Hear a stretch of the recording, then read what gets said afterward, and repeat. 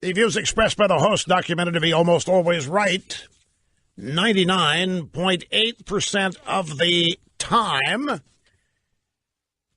White men are the huge reason for the decline in NFL interest, according to the latest poll, and this makes sense. White men were their audience, were their base, and the NFL has ignored their base and angered them. We see it in politics all the time, do we not? Declining interest in the NFL has been a closely covered topic throughout last season, but an NBC News Wall Street Journal poll delved into the demographics behind the drop, and it found that white people, specifically white men, are the biggest culprits. Note that the word culprit is used to describe white men refusing to watch the NFL. Culprits. What are the overall numbers? The number of people overall who say they follow the NFL has declined sharply since 2014. The poll last month showed that 49% of responders indicated they closely follow the league, but that figure was 58% in January 2014. So it's gone down basically 9 points. That's not insignificant. Because among whites, the figure is down 12 points, 59% in 2014 to 47% in 2018. So NBC News, in reporting their poll, says, so in a sense, the NFL's viewership popularity problems seem to boil down to a problem with white men. I know what they mean, but that's not the way to write this. White men are not the problem. The NFL has the problem, and white men are determining, some of them, that the NFL is no longer what it once was. But this is clever journalism. You see how this is written? This is NBC News reporting on their own poll. So in a sense, the NFL's viewership popularity problem seems to boil down to a problem with white men. Now, you might think I'm being overly analytical. No, folks, you have to put this in context. Are there not stories each and every day? The problems in American culture can be traced back to white men. This is just the latest example.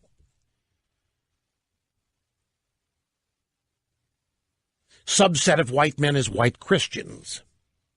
And then a further subset is male and female white Christians.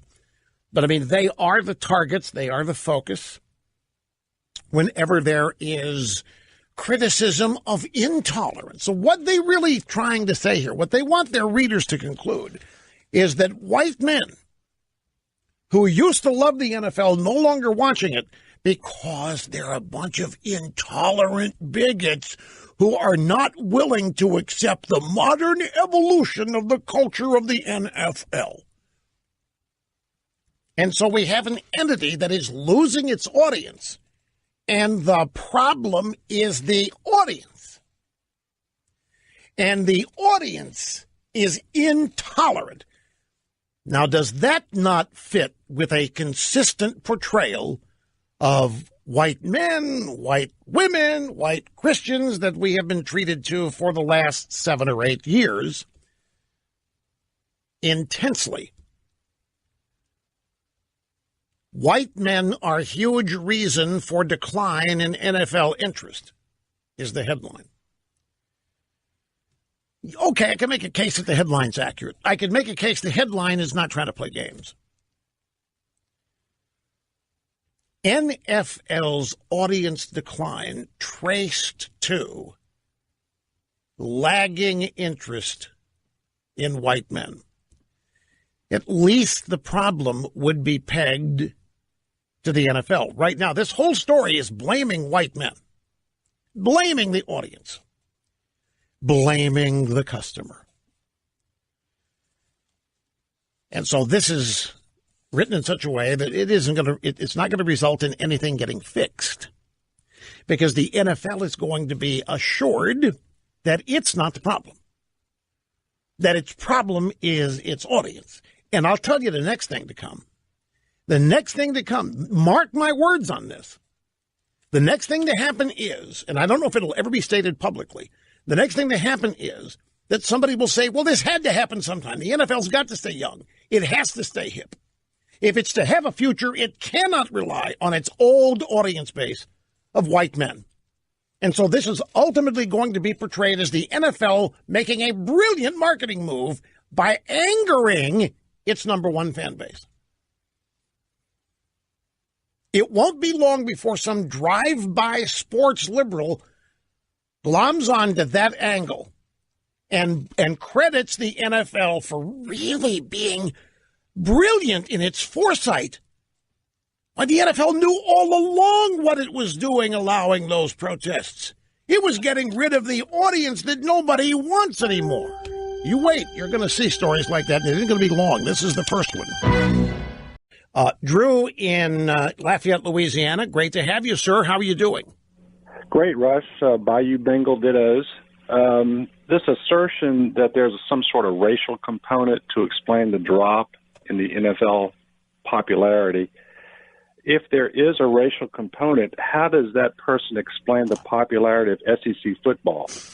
The most conservative white males in the U.S. are in the South, and yet SEC football, ACC football, Texas football, those stadiums pack 100,000 fans. CBS pays the SEC millions for a weekly game, and there are a high percentage of SEC football players who are African American. So this racial component excuse in the NFL is ludicrous because how do you explain the popularity of SEC football? It's ridiculous. And Rush, if you've never made a night game at Tiger Stadium at LSU against an Alabama or Georgia, you need to do it because it'll change your life. Is that right? You will flip from the NFL to college in a heartbeat, and we want you on our team. So come on down to Tiger Stadium against the Alabama. Well, or that's Auburn awfully kind. I appreciate it. I've been to one nighttime college. Well, I've been to a couple Nebraska night games, but I was sitting in the corporate skybox up there. Rush. Far. Well, no, hey, I was invited. What am I going to do? But I have been to one nighttime college football game in the stands when I was a kid. It was Mizzou, Arkansas. Now, I know that's nothing like Alabama, LSU, but at the time it was big. And I'm telling you, Mizzou won that night, and our hosts, my dad was a lawyer, had some clients down in Little Rock, who invited, they were in tears. At the end of the game, they were crying. They were trying not to cry. They were trying to show us how tough. They congratulated us on the win, but they were crying. It was. I remember enough about the atmosphere to know what you're talking about. Well, but Tiger Stadium is different, and I think everybody will say that. So make it down to Tiger Stadium for a night game, and I'm telling you, there's nothing like it. Well, how do you even get in? I can't imagine anybody. I mean, the students don't even get very many tickets to these games, right?